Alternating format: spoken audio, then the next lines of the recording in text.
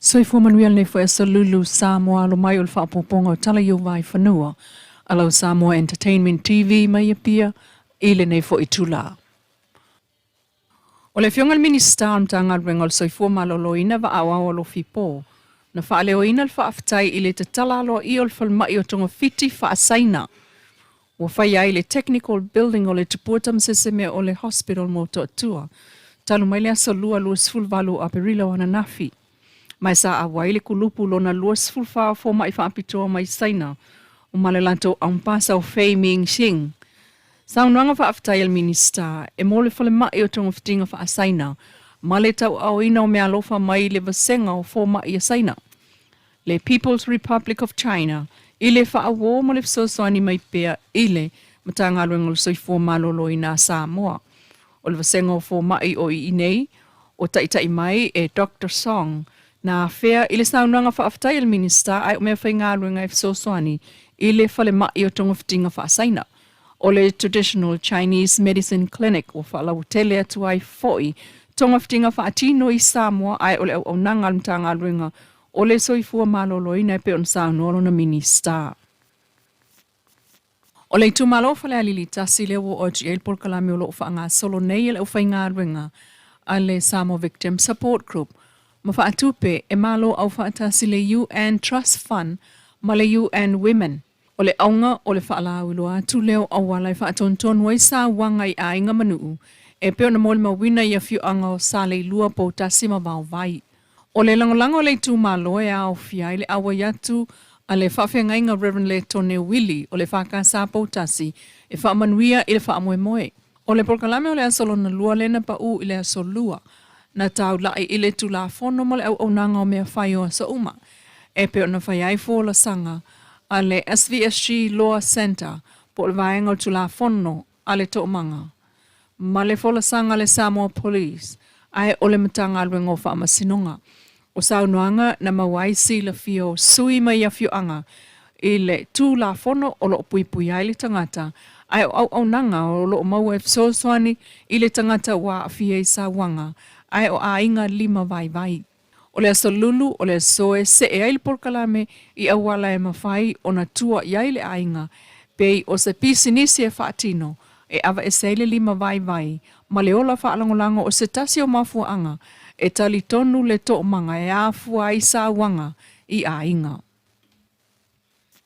Ele i whaia se talia tamaita i e to alua, ua moli ai nei e leo leo i le ngā oi a ove ai matangata whai ngā luenga. Talu, ele i mai ane tāpena ngā leo leo na toe tolo po ai lea mata upuli vai aso talu ai mo le lua vai aso. Ua watu fo ia i la ua, ia le tuutu unga alfa amsinonga e li poti ai i le ofiso leo leo, tai whaatasi le vai aso. Tamaita i to alua sa whai ngā luenga le kampania le Shire Shipping, e ana le tolu se lau tolu sfulu wafe Tala, na misi mai to tonu le ono masina o le tau sanga taluai, e pe ona li potia le Talamoa Media mai le wha amasinonga. E tāne le iwa i le taia ona le lawa ta tala le whale pālota e tasi mo le pālota mua mua i le so, a le tu malo vai maunga tolu. E whaatino mai le mota o le ngā ruenga le whakasai tānu ngā manono. Ma moli maui nā i le tūtū la lai ai fo i o leo leo i lu mamota, mo le mata i tuina o le saunga le muatanga talau tele, ai o le whaamoe moe o le itu malo. O le pālota mua mua lava ia e mo tangata na tālo sanga i le ofisa o komsina o pālota i mulinuu, Matalia, e pālota ai i le so e au fia i tangata penisiona, o tangata iai mana o ngatu mau maisi, o iai mafua anga tāla whenga iai. O le safraile nei mua mua me, whaato a whaatino i le pālota lai titi, a le itu malo mai se fulu tasi wha le pālota, ua atofa mo na wha moe moe. E o fiai whal palota e lua i mangiangi o le hola le whaka sama le hola le STA. O le meto tisi whaato ia, AOG leo ne, lua whal palota i matautu o le whaka sama o matautu uta, ma le whaka sama o matautu tai. E whaka sai tanu ngā manono, le Sross Hall mo papauta, ai o le whaka sai vai lima, e whaka sai vawala, katoliko mo malolo le lei. E ese mei whalpalota whaasawali, male whalpalota whaapitoa mo savai i le hola tinamta maita i sale lolonga. O vai maunga tolu e to o whaamatai. O le naitu malo o lo tau wā mai mo le no fuai au fiai, ma le tamali ina manu malo i le palota tele lua o lua lima.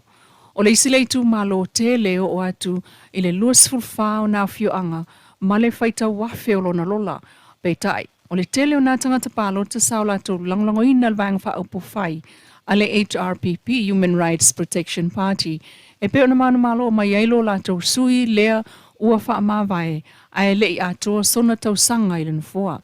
Ai tu sai ma le tula fono fai ngā palota a sui le vanga wha upo whai le whai pule e ta tauna wha mawai ai toi whai le palota alona i tu malo e pe ona iei le so e lua matai o le tu malo vai maunga tolu o lo tau wā mai wha atu to atasi mo le HRPP ma le sui na wha mawai mai le no foa o se e ane tau wā mai mo le fas o le aso na tātou mo li mawinai le ngā solo atu tangata iei mana o ngā tūmau e au fia ie o wha au ngāno fo tu lei na usupo ane i le maota o le whakasai tanu ngā manono. Pau leo le whalepalota mo le palota mua mua vai maunga tolu.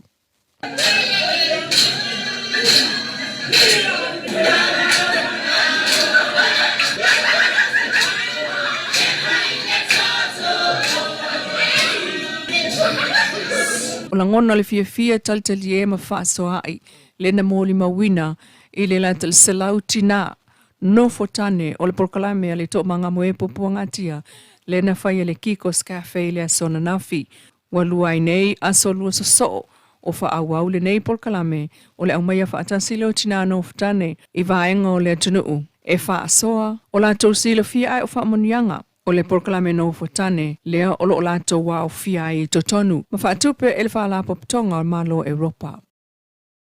Elena Samoa leo lo whaia i lapata inga mo le whae tete i te ngā tupe.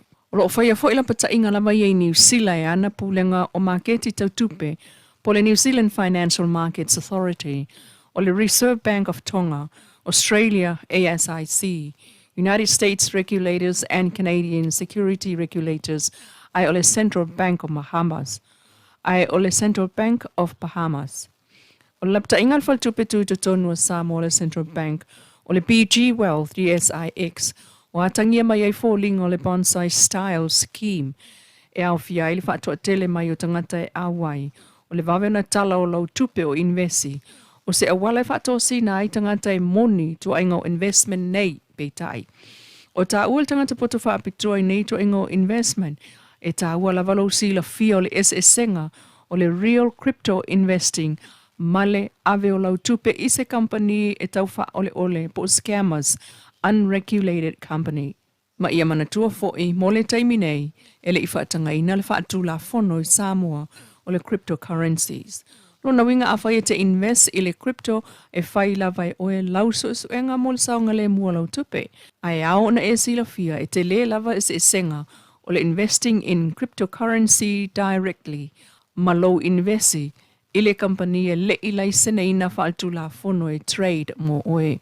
O lo investi le cryptocurrency directly. E te whaatontonu la vai oe le trading o lau tupe o lo o investi.